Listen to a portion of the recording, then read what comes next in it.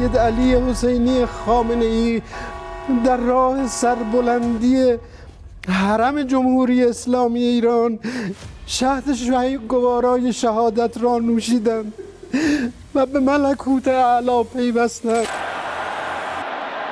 Ayatollah Khamenei had the final say on everything in Iran, the most powerful figure in the country, who saw himself as God's representative on earth. Donald Trump wrote, "Khamenei is dead." 4 words that detonated across the geopolitical landscape like a precision-guided missile. At first, it looked like another shock post. Markets flickered, oil futures spiked, social media erupted, intelligence agencies went into overdrive. But then the confirmation started rolling in. A senior Israeli official told Reuters that the body of Supreme Leader Ali Khamenei had been found. Prime Minister Benjamin Netanyahu said there were strong indications that Khamenei is no longer and confirmed that his compound in Tehran had been destroyed. Explosions in Tehran, satellite imagery showing impact craters near major compounds, emergency convoys moving toward fortified districts. State media went silent and then returned with a somber announcement. Iran's supreme leader, Ayatollah Ali Khamenei, has been killed. State television confirmed following a massive joint military campaign led by the United States and Israel. And in that moment, the Middle East entered a new and dangerous phase.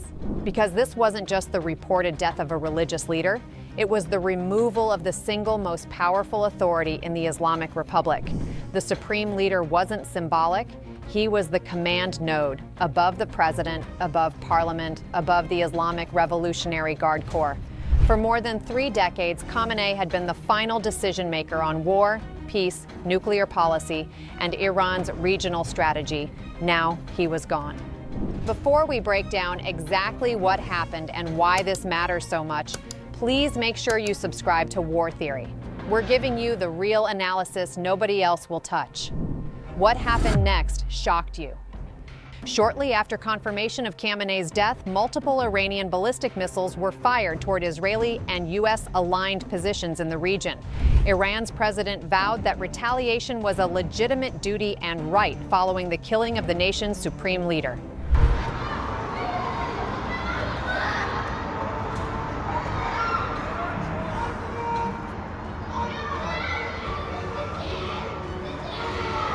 This wasn't simple retaliation.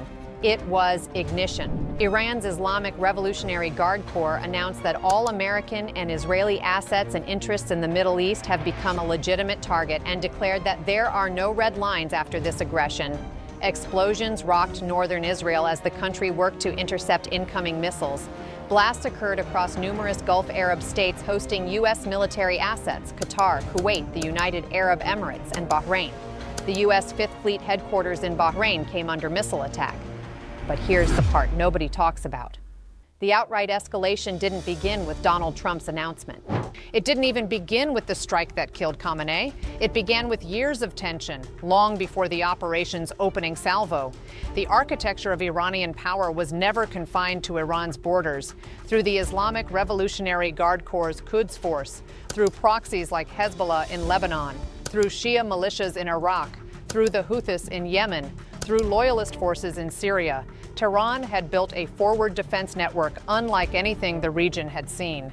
In proxy conflicts stretching from Yemen to Iraq, in diplomatic stalemates over nuclear programs, the Joint Comprehensive Plan of Action, the nuclear deal, had been signed in 2015.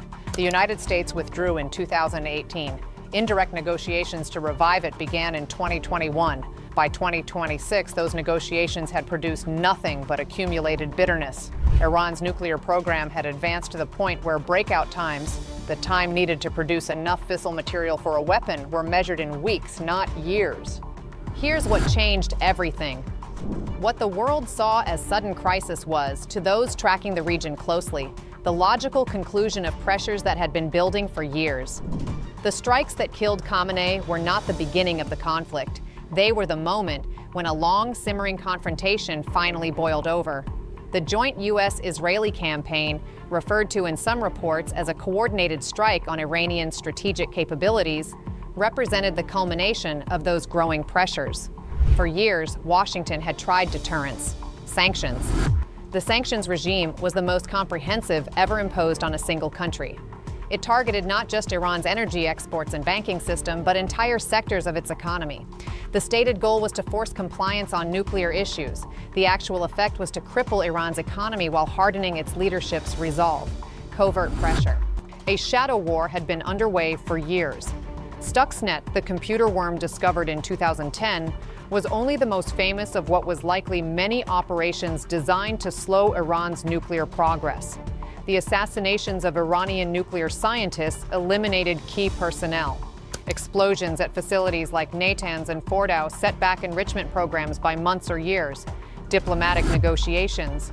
But those efforts failed to resolve fundamental disputes over Iran's nuclear activities and ballistic missile development. The ballistic missile program was, from Iran's perspective, a necessary deterrent. From the perspective of its neighbors and adversaries, it was a direct threat. Missiles capable of reaching Israel, of reaching U.S. bases in the Gulf, changed the strategic calculus of the entire region. Tensions reached a point where U.S. and Israeli leaders concluded the perceived threat was intolerable. And then it went wrong. Initial military moves were reported to have targeted a wide array of Iranian military infrastructure and leadership facilities in Tehran and beyond.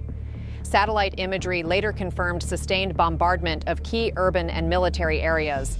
According to Chinese state media, citing U.S. sources, Israeli and American forces chose to strike precisely when Supreme Leader Khamenei was meeting with his senior advisors. The timing was no accident. The first wave of strikes targeted what military planners called strategic nodes: command centers, missile batteries, nuclear facilities, Revolutionary Guard installations. But in a city of 15 million people, in a nation of 85 million, even the most precise targeting produces consequences beyond the intended scope. Iranian sources reported that several members of Khamenei's family were killed in the strikes. The Iranian Red Crescent reported 201 civilian deaths and 747 injuries in the attacks. Iran's response was swift.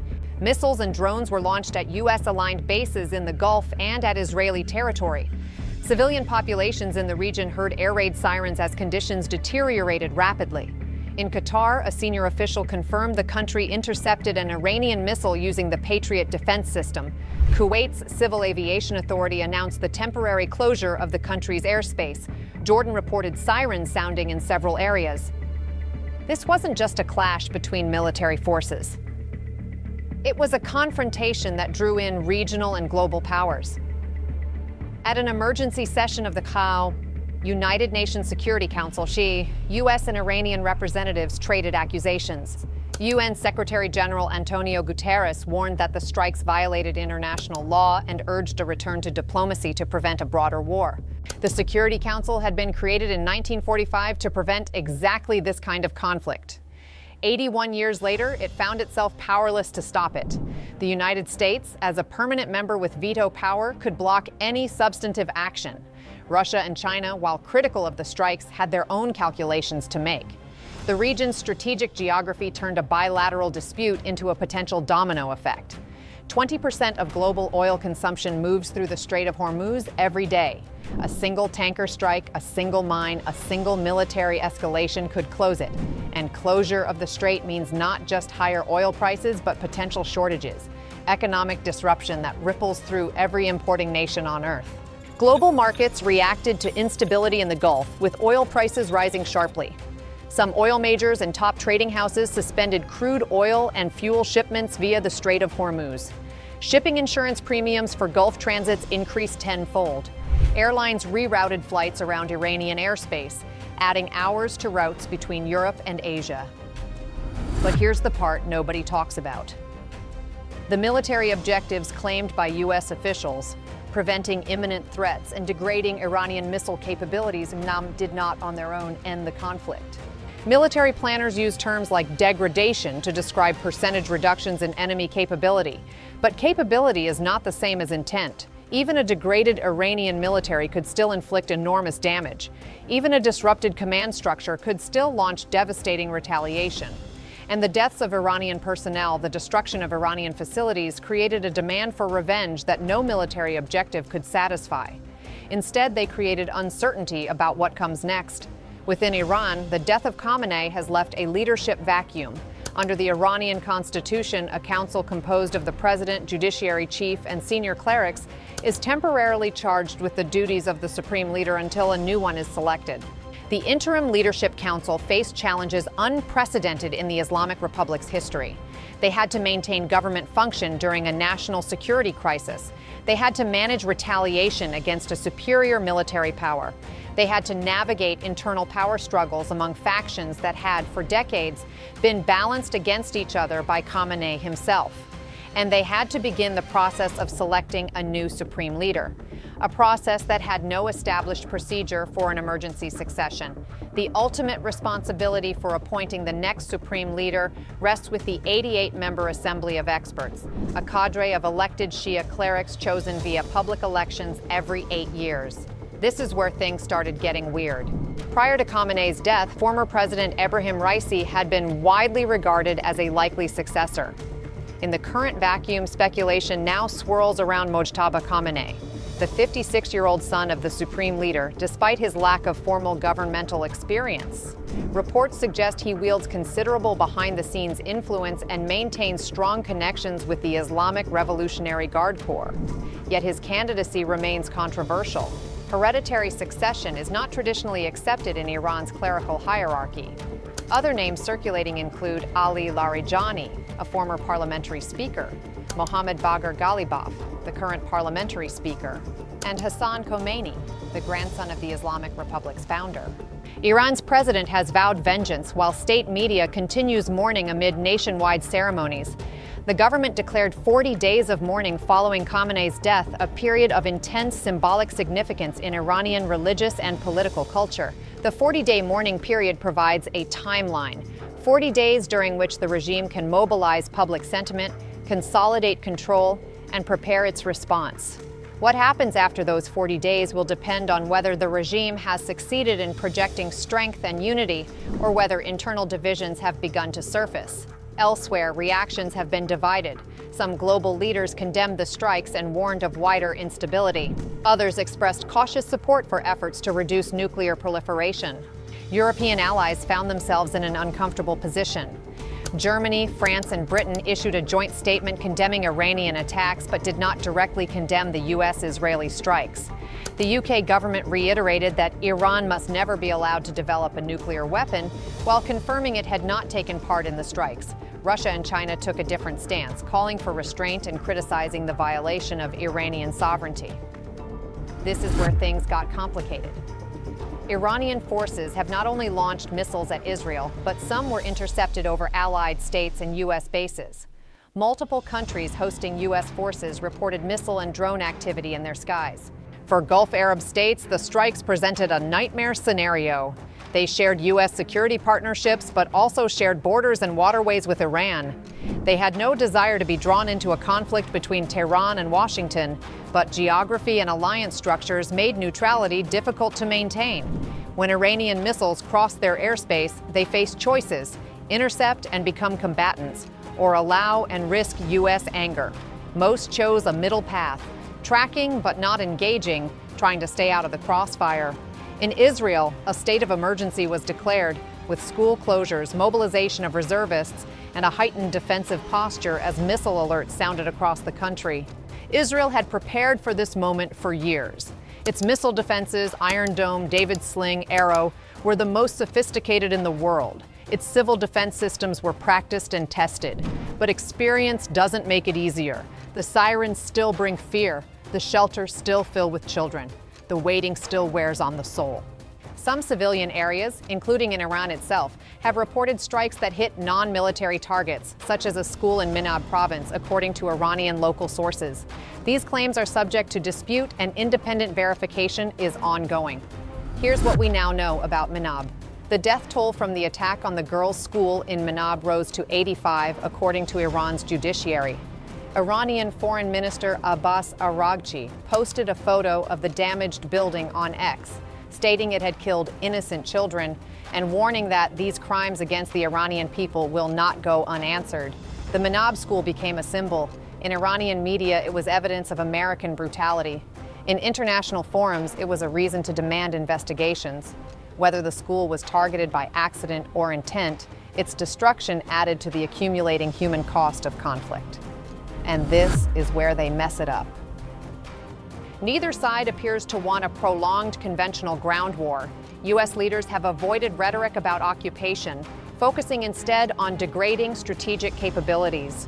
Iranian leaders, meanwhile, emphasize resistance and retaliation without specifying broader offensive operations. This is the paradox of modern great power conflict. The capabilities for devastating war have never been greater, but the appetite for its consequences has never been smaller. The United States, after 2 decades in Afghanistan and Iraq, has no desire to occupy Iranian cities. Iran, after 8 years of war with Iraq in the 1980s, has no desire to fight another generation-defining conflict on its own soil. Both sides want victory without cost, and both sides are discovering that in war, cost is unavoidable. This dynamic has created a dangerous but unstable balance. Intense daily exchanges without a clear endpoint. Yet escalation continues. Iran is seeking both revenge and deterrence. For Tehran, the challenge is twofold. It must punish the United States and Israel enough to discourage future attacks, but not so much that it provokes an even larger response. It must demonstrate strength to its domestic audience while avoiding a war it cannot win. This balancing act grows harder with every exchange. U.S. officials are trying to justify the strikes as necessary to reduce threats.